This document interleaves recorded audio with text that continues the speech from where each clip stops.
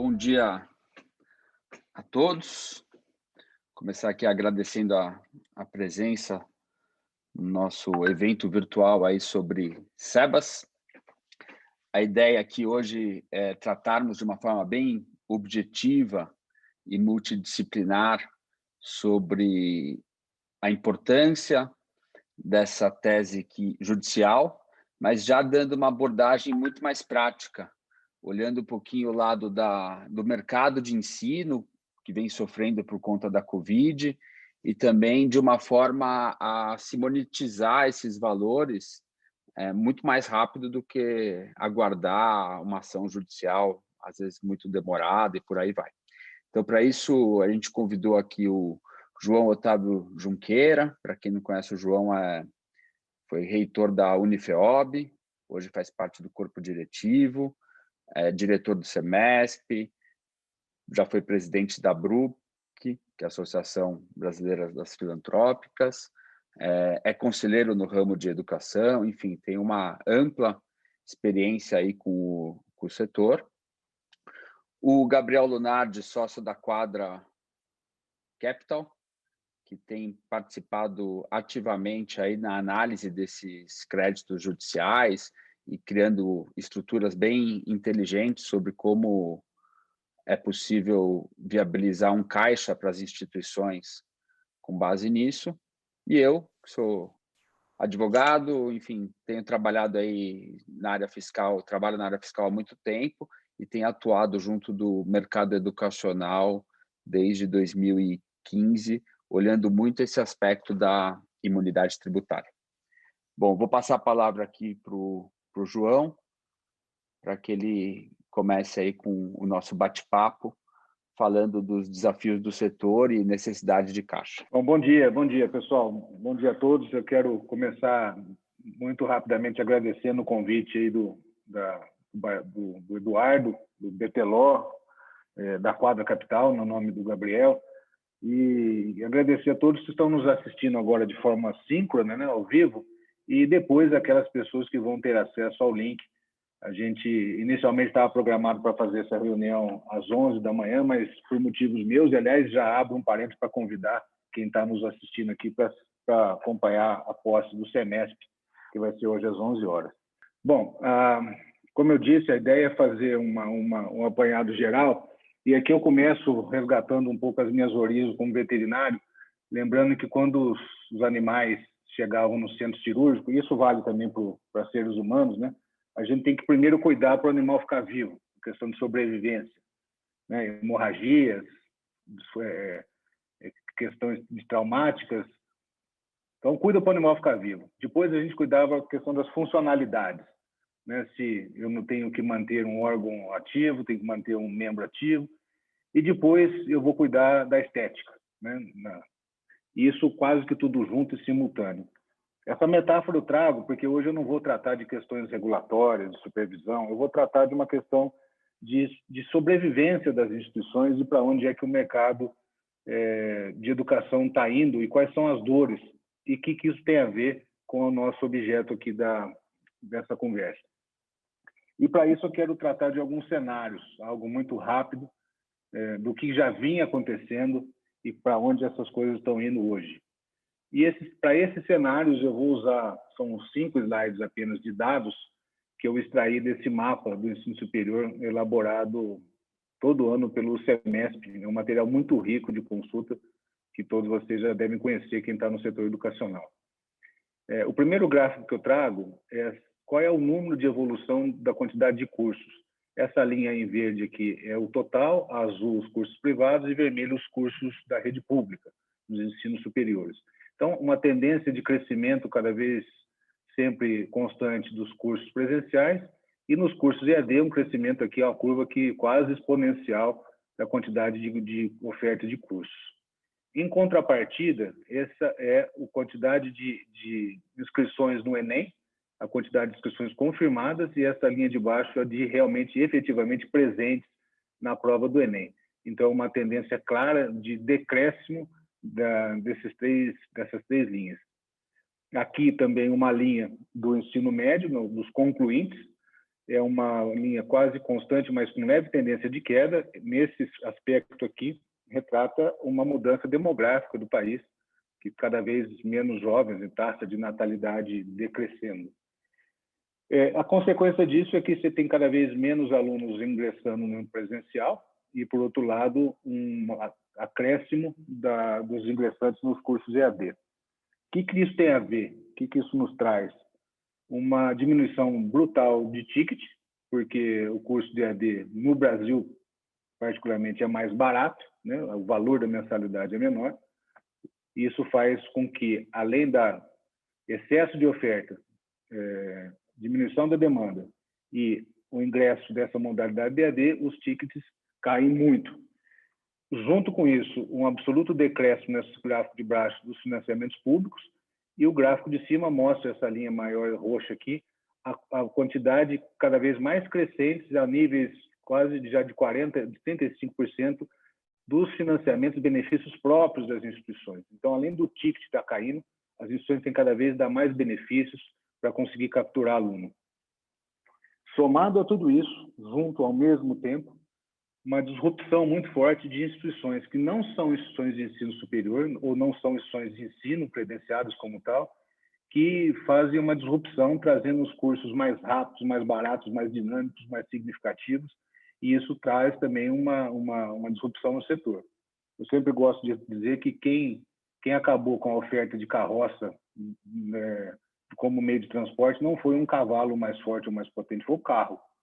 Da mesma forma, quem aposentou a lamparina não foi uma querosene mais potente, mas foi a eletricidade.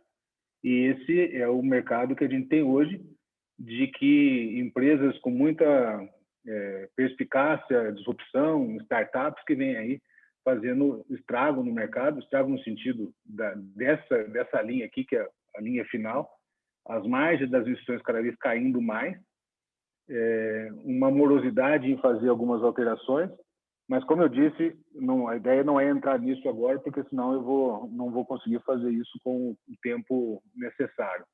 O que significa isso? Que a gente tem cada vez menos dinheiro e a gente vai precisar investir mais. Essa é uma tendência que já vinha vindo. A ideia de a gente nos unirmos, né, nesse mercado cada vez tem mais concentração, um mercado de M&A aquecido, porque boa parte do ensino à distância, por exemplo, os 10 maiores players detêm cerca de 80% dos alunos. Então, é uma concentração muito grande e a gente precisava trabalhar em rede, trabalhar em consórcio. E ele estava trabalhando nisso quando veio esse bichinho, e não só mudou muito o cenário, como acelerou esse movimento que a gente já estava vindo de investimentos, né? de acelerar essas mudanças em curso. Então, a gente teve que abruptamente transformar 10 anos em um, todo mundo virtualizou, todo mundo fez home office, todo mundo teve... E aí, uma necessidade muito forte de investir em tecnologia, porque isso já passou a ser uma realidade, né? As aulas online, e a gente precisava de ferramentas para isso, de conexão, de hardwares, de softwares que pudessem fazer esse trabalho em casa e as aulas online. Se, por um lado, isso agravou, ou pelo menos evidenciou, as enormes e brutais diferenças na nossa sociedade, né, de que os que podem vão poder cada vez mais, e os que não podiam vão poder cada vez menos. Isso é um gargalo que a gente tem que resolver em termos de estrutura do país. A gente também teve uma dificuldade no nosso jeito de trabalhar, né? Os nossos professores muito acostumados nas aulas presenciais, no modelo de ensino-aprendizagem, focado na figura do professor. E aí, tudo que eu estou falando agora, desde o início, obviamente que eu estou generalizando e, de alguma forma, até caricaturando, mas a gente sabe que não são todas assim. A gente sabe que tem belas experiências, mas a ideia de caricaturar é para dar um panorama do setor, né? Como é que a gente está reagindo a isso. Então, a gente precisou investir em muita tecnologia, ou vai precisar investir cada vez mais, quer sejam consorciados ou sozinhos, para que essas ferramentas deem conta de modelar ou de fazer essa transição do presencial para o virtual. Porque não tem um novo normal, né? Não acredito nisso. As experiências que nós tivemos esses anos, do ponto de vista tecnológico, não é algo que a gente vai voltar, né, atrás e fazer o que era antes. Isso veio para ficar. Tem uma questão regulatória a ser resolvida, que eu acho que a norma acompanha, a norma do direito acompanha as normas da sociedade, então isso vai ter que se adaptar. E a gente também teve que, e cada vez mais, investindo na capacitação, principalmente na mudança do mindset dos nossos professores, colaboradores, para que esse novo cenário que se avizinha tem muito mais a ver, por incrível que pareça, em ser mais humano e deixar as questões de automação para as máquinas, né? Então, não se trata de uma coisa ou outra, é tudo junto. Como a gente consegue aliar o lado humano das pessoas, por mais paradoxal que isso possa parecer, com as questões tecnológicas.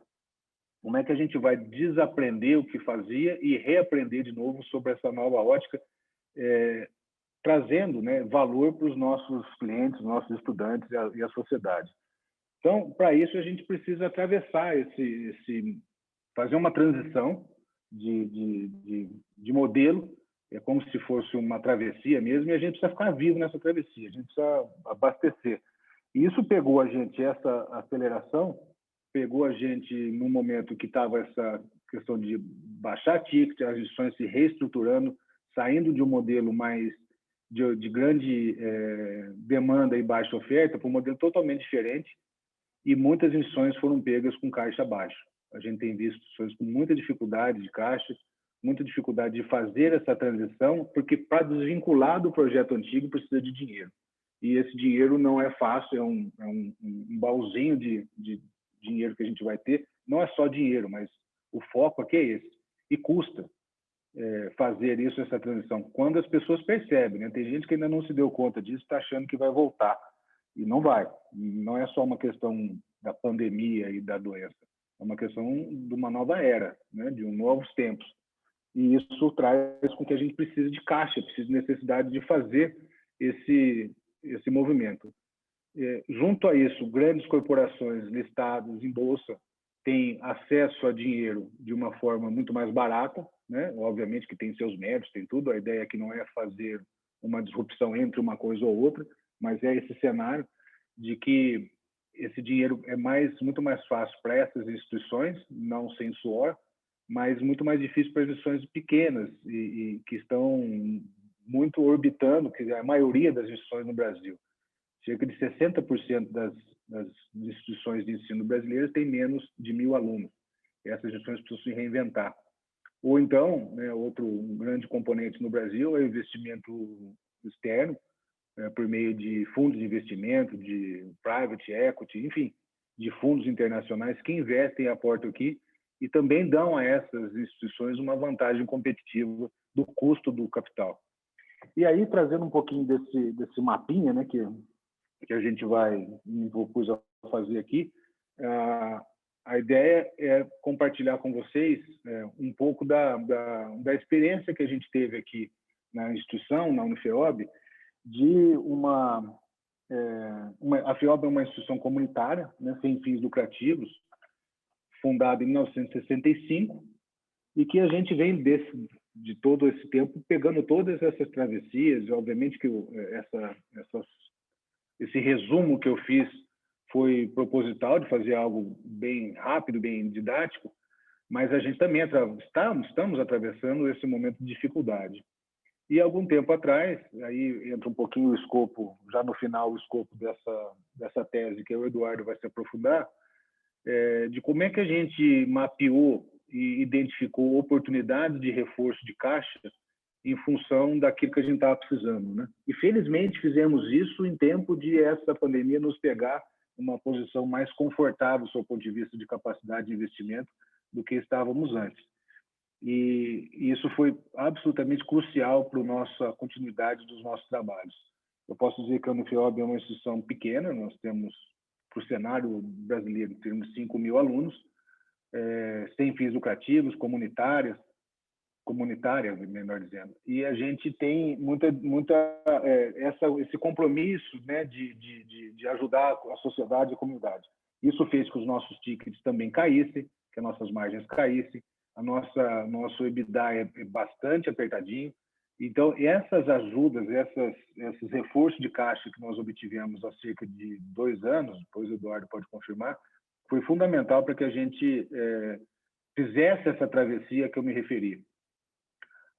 E tenho tentado, no meio onde eu estou, e aí, por isso aceito desse convite daqui, em trazer essa oportunidade, em trazer essa experiência que nós tivemos, uma experiência exitosa, uma experiência absolutamente, do ponto de vista jurídico, muito bem feita. E aí, no meio desse processo, nós fomos apresentados à quadra, porque uma coisa a gente gerou recebíveis, digamos assim, eu não sei se é o termo correto, e a quadra veio e antecipou esses recebíveis numa operação deles, evidentemente, que para a gente foi muito útil, e era essa um pouco do conceito que eu queria trazer. Obviamente que essas questões jurídicas eu vou deixar para o Eduardo e depois as financeiras para o Gabriel. Mas, em linhas gerais, Eduardo, era esse o cenário. Tentei percorrer um pouco isso e dizendo dessa oportunidade, existe uma janela de oportunidade aí, eu acho que você poderia abordar isso. Fico à disposição aqui para eventuais perguntas e respostas no final. Tá bom? Um abraço, Eduardo. Obrigado.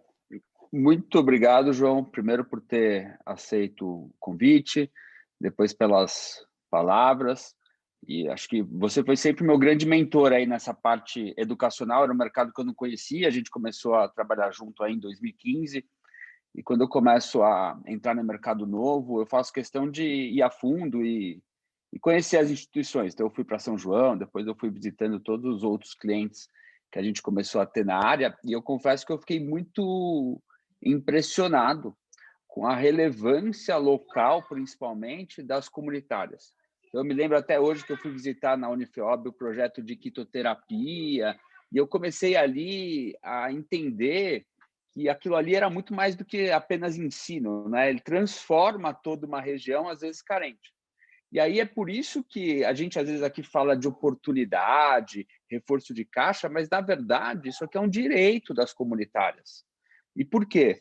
Porque não é à toa que existe uma imunidade tributária na Constituição voltada para as filantrópicas. É justamente porque a gente sabe que o Estado não consegue prover a parte de ensino, a parte de saúde, por aí vai, e aí existe um incentivo para a iniciativa privada, quando de forma gratuita, pretende fazer isso. Então, na verdade, a gente vai tratar aqui de um direito e não apenas de uma oportunidade, né? Vou explicar um pouquinho, Eduardo, vou tentar... Só para te interrompendo, na verdade, o termo não é apenas as filantrópicas, são as sem fins lucrativos, né? Só sem fins lucrativos, isso, perfeito, tá certo.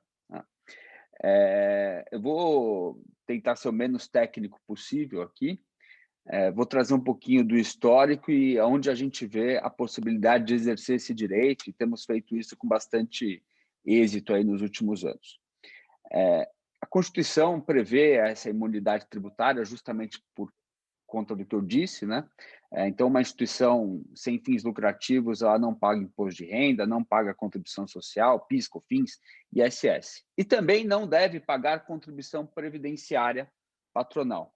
E a hora que você olha a composição de custo e despesa de uma instituição de ensino, normalmente, a folha de salários é a maior despesa. A hora que eu tenho um tributo que incide em 20% sobre a folha, acaba sendo algo muito relevante numa instituição de ensino, né? E aí a gente tem uma particularidade, porque eu tenho uma condição geral de imunidade, que é aquela condição que todo mundo já conhece, de que uma instituição sem fins lucrativos não pode distribuir lucro para os associados, ela pode ter superávit, mas tem que reinvestir o superávit na própria atividade educacional. Eu não posso remunerar dirigente em patamar fora de mercado. Enfim, existem algumas balizas mínimas para controlar o intuito não lucrativo e o intuito beneficente de assistência social. E aí, em 1997, começou uma lei que acabou restringindo essa imunidade tributária para fins de contribuição previdenciária patronal, que é o tributo mais importante, que não incide sobre lucro, incide sobre custo. Às vezes eu estou com uma operação deficitária e estou tendo que pagar ali contribuição previdenciária patronal. E essa lei, ela veio com um requisito novo, daquilo que não estava previsto na Constituição. Ela vem e disse, agora para você não pagar contribuição previdenciária, você tem que ter gratuidade. começou com 20% dos alunos com bolsa integral, e depois isso foi alterado em 2009 para uma bolsa a cada 5 alunos, né? Logo que essa lei de 97 foi publicada, teve uma ação declaratória no Supremo de inconstitucionalidade, movida aí por uma confederação. Isso foi julgado só em 2017. A gente ficou convivendo 8 anos com uma lei inconstitucional, né? E o julgamento de 2017 foi favorável às instituições, no sentido de que, eu não posso ter uma imunidade tributária, que é algo muito sério, previsto na Constituição Federal, e uma simples lei ordinária vem e muda tudo isso, criando requisitos adicionais. Eu posso ter uma criação de regras para a fiscalização da imunidade, mas eu não posso ter novos requisitos, novos ônus, que não aqueles previstos na Constituição ou no Código Tributário. Para ter novos ônus, tem que ser lei complementar. E não é lei complementar, porque a gente sabe que é muito difícil aprovar uma lei complementar no Congresso. E com isso derrubou essa exigência de bolsas de estudo. Na época, em 2017, a questão ainda era muito nova e a gente enfrentava muita resistência do judiciário a essa questão, principalmente porque o Supremo julgou uma lei anterior que não estava mais em vigor, então tinha juízes que falavam, esse julgamento do Supremo se aplica apenas à legislação anterior, não atinge a lei de 2009. Pois bem, agora em 2020, a gente teve um novo julgamento aí de relatoria do Gilmar Mendes no Supremo, que também julgou inconstitucional a exigência de bolsas da nova lei, né? E, por fim, agora em 2021, a gente teve a finalização desse julgamento sem risco de modulação, né? Porque existia ainda um receio muito grande de que fosse definido que existe até voto do Gilmar Mendes falando, é inconstitucional a exigência das bolsas, mas ela só pode valer depois que é editada uma lei complementar que regule isso. Então, o famoso é inconstitucional, mas não é, né? Porque eu reconheço a inconstitucionalidade, mantenho em vigor, aí quando consertarem o defeito, aí eu derrubo a lei. Para que serve isso? Então, é um incentivo à continuidade de leis mal feitas e por aí vai, mas graças a Deus, aí acho que foi uma luz lá no Supremo e a gente conseguiu afastar a modulação e ter esse direito aí reconhecido para todas as instituições de ensino sem fins lucrativos. E a partir daí surge uma série de questões estratégicas que eu acho que são muito importantes agora, né? A gente tem visto, alguns clientes vêm consultar a gente sobre ações já propostas no judiciário, mas muitas vezes com uma linha um pouco mais ampla, que não é o que a gente tem recomendado, porque o pessoal vai lá e fala assim, reconheça a minha imunidade, eu reconheço a dispensa do SEBAS. Não foi isso que o Supremo julgou. O Supremo disse claramente, o SEBAS é constitucional. O que você não pode é exigir que o MEC verifique gratuidade para conceder o SEBAS. Então, todos os outros requisitos eu tenho que submeter ao MEC, para o MEC deferir o meu certificado, no sentido de fiscalizar que eu cumpro os requisitos básicos da Constituição, e com isso eu poder exercer a imunidade. Então, a nossa linha de estratégia que a gente orienta aí a todas as instituições de ensino é que não busquem um reconhecimento geral de imunidade, uma dispensa de apresentação do SEBAS, porque isso não vai dar certo. Está muito claro no voto do Supremo. O que a gente precisa fazer é com que o procedimento normal administrativo de expedição do SEBAS a cada 3 anos seja processado perante o MEC sem a exigência dessas contrapartidas adicionais e absurdas que foram colocadas pela lei ordinária que foi afastada. Tá? Aí eu costumo separar aqui, basicamente, duas modalidades, duas situações principais que surgem lá no meu escritório. A primeira são aquelas instituições que recolhiam contribuição previdenciária e faziam isso porque entendiam que o custo de gerar bolsa de estudo era muito mais alto do que pagar a contribuição previdenciária e, às vezes, ineficiente, preferia investir em outras ações sociais. Para essas instituições, o que a gente orienta? Uma ação judicial para recuperar o passado, e aí precisa ser uma ação judicial mesmo, porque na situação atual, a possibilidade de você recuperar isso com um pedido administrativo tende a zero, e na verdade não é nem que vai ser julgado improcedente, não vai ser analisado, a Receita senta em cima de propósito e não analisa. Então a gente precisa ir para o judiciário, explicar que a faculdade ou a instituição recolheu contribuição social indevidamente, porque ela deixou de ter o SEBAS apenas por conta da não oferta de bolsas no percentual de 1/5, às vezes fornecia bolsas, mas não atingia aquele percentual, e que, por isso, como todos os outros requisitos estavam preenchidos, ela faz jus à recuperação desse valor. E é um valor muito alto. Eu boto 20% sobre a folha e multiplico por 60 meses, incluindo o Selic, geralmente é um valor surpreendente. Além disso, a gente tem que cuidar do futuro. Infelizmente, no Brasil, as coisas não são automáticas. Apesar do Supremo ter julgado inconstitucional a lei, a gente ainda vê resistência do MEC na aplicação dela. Então, o que a gente orienta é que, em relação ao futuro, as instituições sigam os procedimentos comuns ali da obtenção do SEBAS, a gente até faz a instrução do processo administrativo e por aí vai, só que com uma ação judicial para que o SEBAS analise sem colocar a gratuidade como um óbice. Um ponto que a gente tem visto aqui e que vale a pena trazer é que é muito importante cuidar da instrução desse processo administrativo.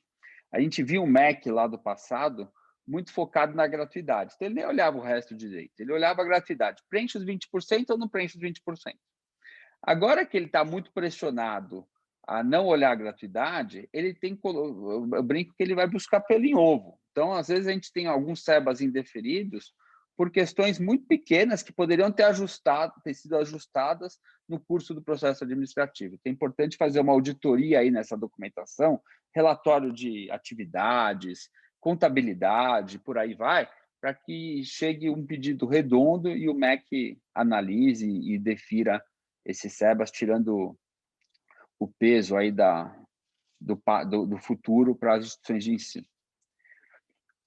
Uma segunda situação também bastante normal são aquelas entidades sem fins lucrativos que nunca recolheram a contribuição previdenciária. E fazem isso com a confiança de que tem uma imunidade tributária.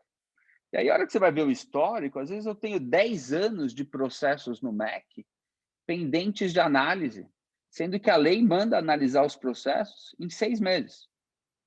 E aí, depois de 10 anos, às vezes você tem uma decisão que deixa de reconhecer um SEBAS, e isso gera um passivo de 5 anos para trás, de toda essa contribuição previdenciária com Selic, multa e etc. e tal, o que acaba, às vezes, tirando o sono aí dos dirigentes e por aí vai. Então, a nossa recomendação é que a gente haja para que o MEC analise isso no prazo regulamentar. Uma coisa é eu saber que eu não vou ter direito à imunidade num prazo de 6 meses. Outra coisa é ficar 10 anos sem recolher, acreditando na imunidade, sem ter uma resposta definitiva do MEC. Então, o que a gente faz nesses casos é sanear os processos do passado, pedir para que o MEC analise, sem considerar também as bolsas de estudo como um requisito, porque às vezes a instituição dava 18%, não 20%, e tinha uma imunidade negada, e também corrigindo o futuro. Então, enfim, a gente acho que já tem mais de 8 ações sobre o assunto. Hoje, uma jurisprudência, os tribunais já convencidos do assunto, todas favoráveis, algumas começaram de uma forma um pouquinho desanimadora, mas a gente conseguiu colocar no trilho. E é o que eu disse no começo, é um direito das filantrópicas muito importante de ser exercido para a manutenção das atividades, que são instituições menores. A gente sabe aí, além de tudo que o João falou, da questão disruptiva, dos grandes grupos listados em bolsa, tem também o fator da Covid, que para quem não tem caixa acabou afetando muito. E, por outro lado, é uma ponte. É muito importante a manutenção dessas instituições para a gente manter o nível de qualidade do ensino no Brasil. Certamente, a partir do momento que eu elimino essas pequenas instituições que puxam a curva de qualidade para cima, eu posso ter uma queda no nível de ensino a nível de Brasil como um todo. Tá? Bom, o que eu tinha para falar aí sobre a tese jurídica era isso, sobre as experiências que a gente passou, as situações aí que a gente enfrenta com o MEC que está perdido, né? O MEC está acéfalo aí já há um bom tempo. E eu vou passar aqui a palavra para o Gabriel Lunardi, da Quadra. O Gabriel enfim, começou como um parceiro, hoje é um amigo que abriu um pouquinho os meus olhos e também a atuação do escritório no sentido de entender que a gente tem aquela visão de que a ação judicial você entra, principalmente quando é contra a fazenda pública, e espera 20 anos para outras gerações eventualmente receberem o direito, né? E a gente começou a mudar um pouquinho isso, porque hoje com o cenário financeiro de Selic ainda baixa, o investidor está buscando mais risco e existem fundos, estruturas novas que foram importadas do exterior que adquirem esses direitos creditórios e compram o risco de quem está apostando nisso. E a hora que eu falo de compram o risco aqui, a gente tem uma tese que está bem sedimentada hoje, até ficou melhor em 2021 porque afastou a questão da modulação, mas a gente continua tendo um problema sério. Isso aqui vai ser objeto de precatório. Será que o país, na condição que está, e numa condição futura que a gente não sabe qual vai ser, vai pagar esses precatórios? Então, a hora que existe alguma possibilidade de monetizar isso antes para algumas instituições que talvez não consigam sobreviver 20 anos para esperar o crédito, pode ser muito importante, né? Eu tenho no escritório ainda processos tributários de 1979, que já passaram, às vezes, 5 advogados sócios do escritório que não estão mais aqui com a gente, e que o processo ainda não terminou, porque eu estou falando de uma época em que o precatório era dividido em 10 anos, e depois, no meio disso, veio uma nova norma que prorrogou por mais 8 anos. Então, depois de você passar 15 anos discutindo um tema, ele era pago parcelado em 20 vezes, ainda sem correção monetária. Então, hoje não existe mais isso, mas a gente não pode considerar que não vai existir no futuro. Então, a proposta aí da Quadra acaba sendo bem interessante para quem precisa de caixa imediato poder viabilizar isso. Vou passar a palavra aí para o Gabriel, para ele explicar um pouquinho como tem sido a atuação deles. Lembrando que esse assunto, obviamente, não diz respeito apenas aos SEBAs, né? Acho que ele tem uma amplitude maior, acaba gerando efeito para toda e qualquer ação judicial, mesmo que não transitada em julgado ainda, e pode ser uma forma de geração de caixa. Com você aí, Gabriel. Obrigado, Eduardo. Muito bom dia a todos. Obrigado pela oportunidade de estar aqui com vocês, João, Eduardo. Me sinto honrado de participar desse fórum de discussão. Eu acho que gostaria de começar as minhas considerações aqui com na linha do que o Eduardo e o João colocaram, com uma frase emblemática de um ex-ministro, de que no Brasil até o passado é incerto, né? Então, são tantas inseguranças e incertezas no Brasil como um todo, mas principalmente no mundo jurídico, que essa frase, de fato, para explicar para um estrangeiro, para um investidor estrangeiro, a dinâmica das coisas, do funcionamento das coisas no Brasil, ela é, a nossa experiência aqui, perfeita.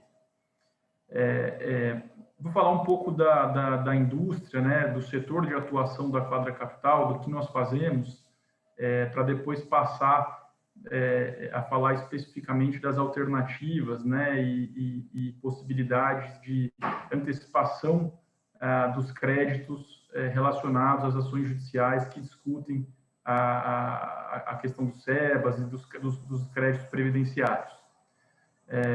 Então, a Quadra Capital ela é uma gestora de fundos de investimento, né, que é a figura criada pela Comissão de Valores Imobiliários para fazer a gestão de veículos de investimento, de recursos de terceiros, né, de investidores, e que faz a gestão de fundos de investimento focados no que nós chamamos de ativos judiciais.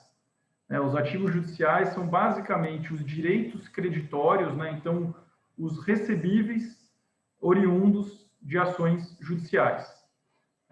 Isso, aqui no Brasil, é um mercado antigo no que diz respeito aos precatórios, né? Então, os precatórios sempre foram negociados por advogados, por investidores, por, enfim, pessoas aí desse mercado de precatórios, e isso veio nos últimos anos, muito em razão do que o Eduardo colocou, da queda da taxa de juros, mas também de outros fatores do mercado financeiro, se institucionalizando, né? Então, com o passar dos anos, criou-se uma indústria organizada, né? Agentes de mercado organizados que investem nesses ativos judiciais, comprando precatórios federais, estaduais, municipais, mas principalmente, e que é o nosso foco aqui na Quadra Capital, comprar direitos creditórios em ações judiciais que ainda não viraram precatórios, né? Então, uma ação judicial que acabou de ser ajuizada ou que pode ser ajuizada num horizonte de tempo curto, os nossos fundos têm interesse e têm o objetivo exclusivo de comprar esses direitos creditórios, tá? E eu já vou explicar um pouco como é que funciona esta dinâmica, a dinâmica dessas transações. Então, em linhas gerais, o investimento em ativos judiciais consiste nisso que eu coloquei agora, que é a compra destes recebíveis, tá? E por que esse mercado se desenvolveu, vem se desenvolvendo de maneira significativa aqui no Brasil, né? Nos últimos anos? Muito em razão da lógica da frase que eu coloquei, que no Brasil até o passado incerto. Então, não se sabe, primeiro, quanto tempo vai demorar, né, para uma ação judicial virar dinheiro. Dois, então, quando ela vai virar dinheiro, se ela vai virar dinheiro, porque eventualmente pode haver uma mudança de interpretação na jurisprudência, dos tribunais, enfim, aí o Eduardo pode detalhar um pouco mais, mas tem alguns assuntos, algumas teses tributárias que já foram julgadas favoravelmente e vinham sendo julgadas de maneira favorável ao longo dos anos e que, num determinado momento, há uma mudança de entendimento dos tribunais e aquele crédito que valia 10 passa a valer 5, ou passa a valer 3, ou passa a valer 0. Então, em razão da demora, né, e eu não preciso explicar aqui por que contar que os processos judiciais no Brasil demoram, né, porque acho que isso é uma percepção geral, e também dos riscos relacionados a cada uma dessas ações, é que esse mercado de compra desses créditos se desenvolveu, né? Então, uma associação, uma instituição, uma empresa, ou até uma pessoa física, quem quer que seja, uma pessoa tem lá um recebível judicial e não sabe quando vai receber, não sabe quanto vai receber, e não tem como objetivo de vida ou como atividade principal, no caso das instituições, cuidar de processos judiciais. E aí que os fundos, que a Quadra Capital ganha relevância, fazendo essa operação de compra destes recebíveis, tá?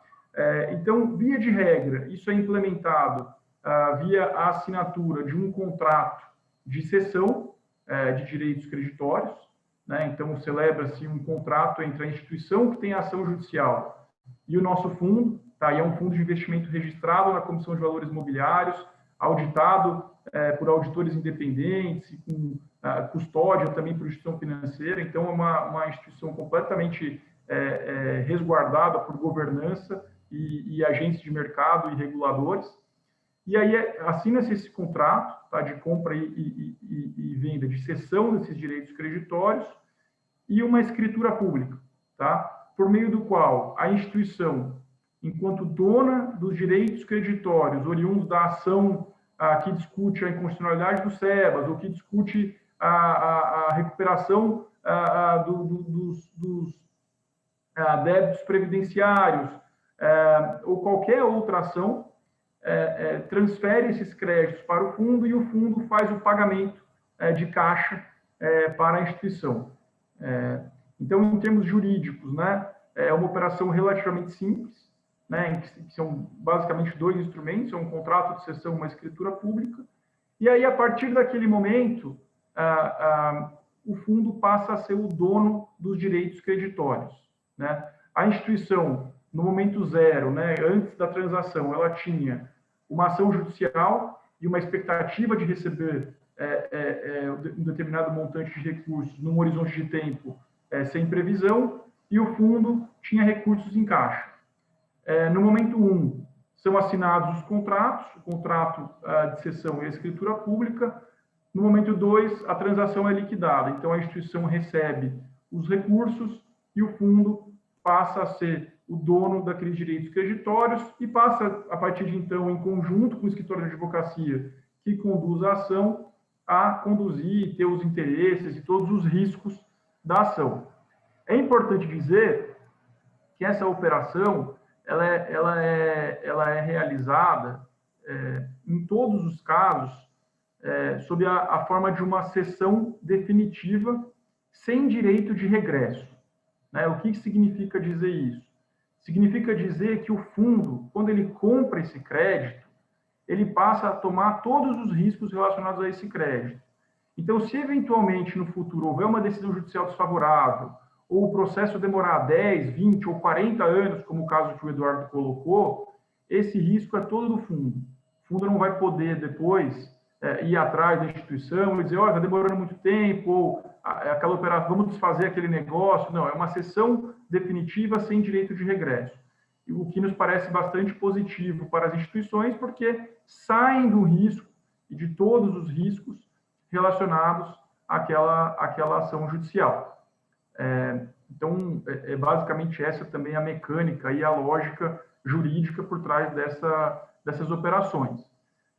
Em termos de precificação, né, e condições comerciais de venda, é claro que essa é uma análise que precisa ser feita caso a caso, né? Se uma ação já está mais avançada, o preço vai ser se ela está mais no começo, no estágio mais preliminar, naturalmente, as condições comerciais vão ser outras, mas existe um elemento que nós buscamos incluir em quase todas as transações em que nós fizemos aqui na Quadra Capital, tá? Desde final de 2016, isso já foram 3 bilhões e 500 milhões de reais investidos em transações dessa natureza, nos mais variados setores.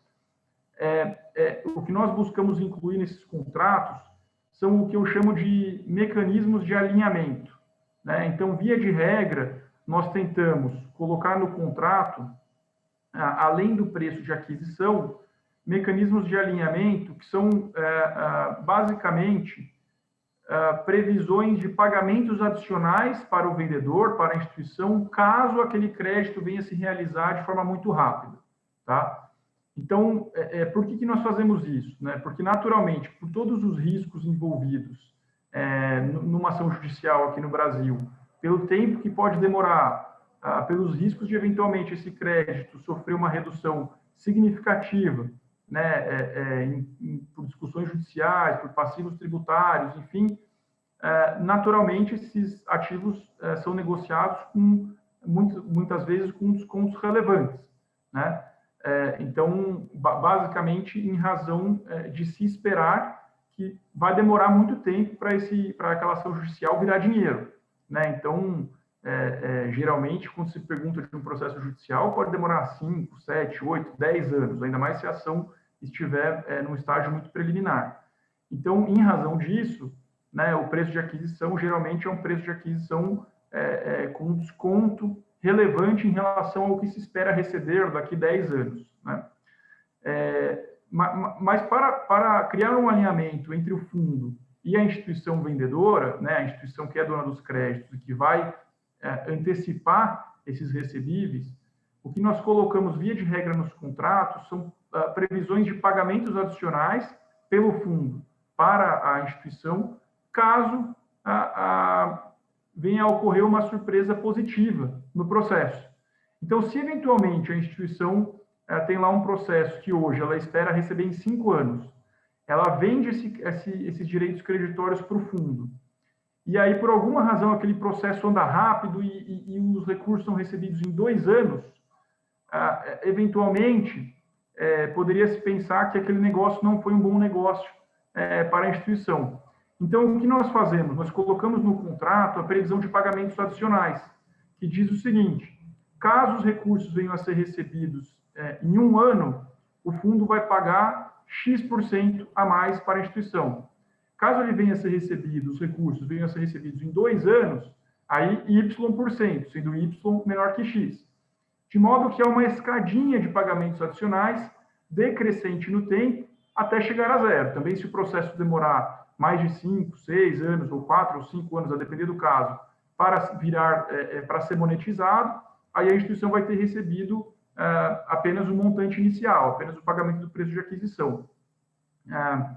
Então, em linhas gerais, é dessa forma que essas operações são estruturadas. Nós enxergamos, nessas operações de compra de ativos judiciais, uma alternativa bastante criativa para a monetização e realização de caixa, para empresas de um modo geral e instituições, sejam elas beneficentes ou não. E nós aqui temos também muita flexibilidade para desenhar essas estruturas caso a caso, conforme a demanda de cada instituição. Então, como o Eduardo falou, a instituição pode ter mais de uma ação judicial discutindo a repetição ou o recebimento de tributos que pagou indevidamente. E nós podemos pensar numa operação caso a caso, elas sempre são desenhadas caso a caso, com cada uma da instituição. Na linha do que o Eduardo falou, nós temos um esforço grande aqui também de conhecer os nossos parceiros, os nossos clientes, instituições com quem nós fazemos negócio, para tentar desenhar uma estrutura de antecipação de recebíveis que maximize o valor para aquela instituição. Tá? Então, nós achamos que essa é uma alternativa criativa e que muitas vezes fica fora do radar, né, das instituições, das empresas, porque é um ativo quase esquecido, né? É um processo judicial que não está no balanço, não está em nenhum lugar e muitas vezes só o advogado ou algum dos diretores conhece aquele crédito. E nós aqui da Quadra temos total interesse em comprar esses créditos, fazendo caixa aí de imediato para as instituições.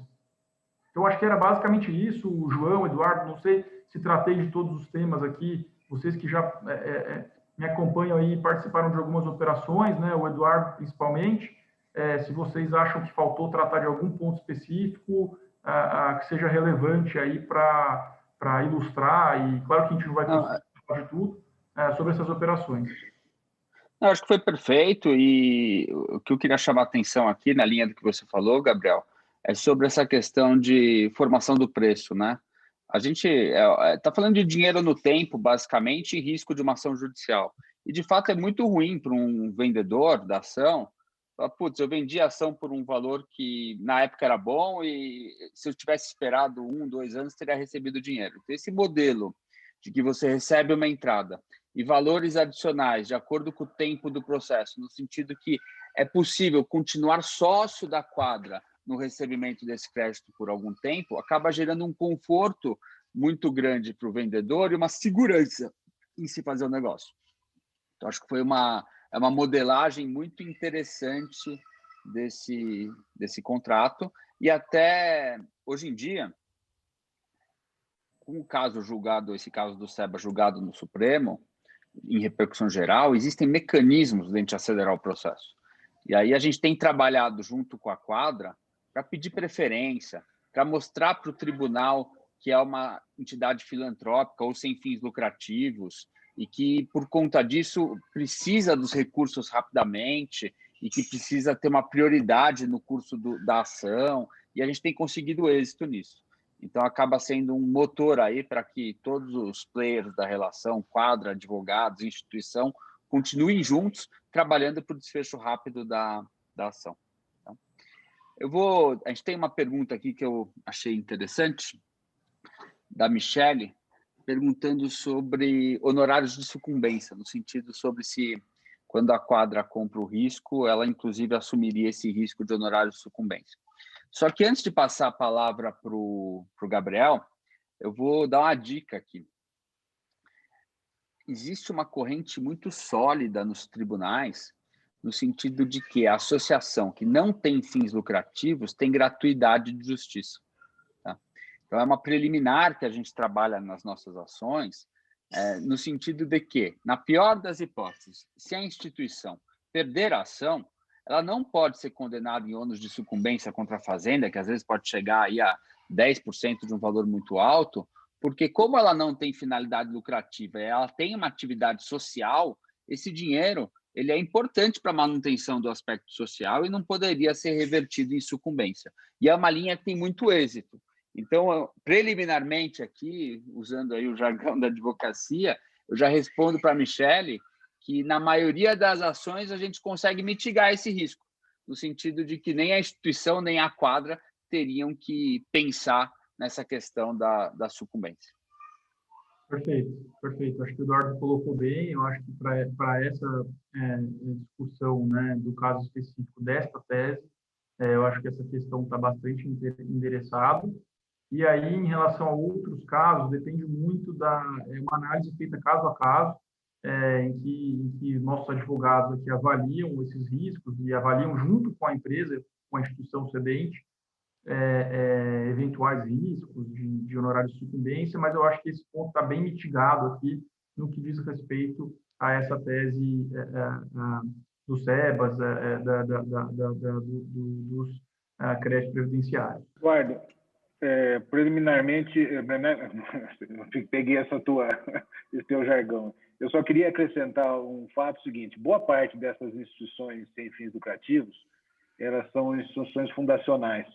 E aí elas precisam passar por um crivo, por um ok do curador de fundações do Ministério Público. Então, no nosso caso, eu acho que esse processo, acho que vale a pena citar isso, porque toda essa trama que a gente fez da ação judicial e depois da venda dos benefícios ou dos direitos creditórios, eles tiveram que ter um aval do MP e foi assim absolutamente limpo, tranquilo, sem nenhum problema, dando segurança, porque a gente estava fazendo um instrumento super ok, dando seguranças para os dirigentes das instituições assinarem aquilo.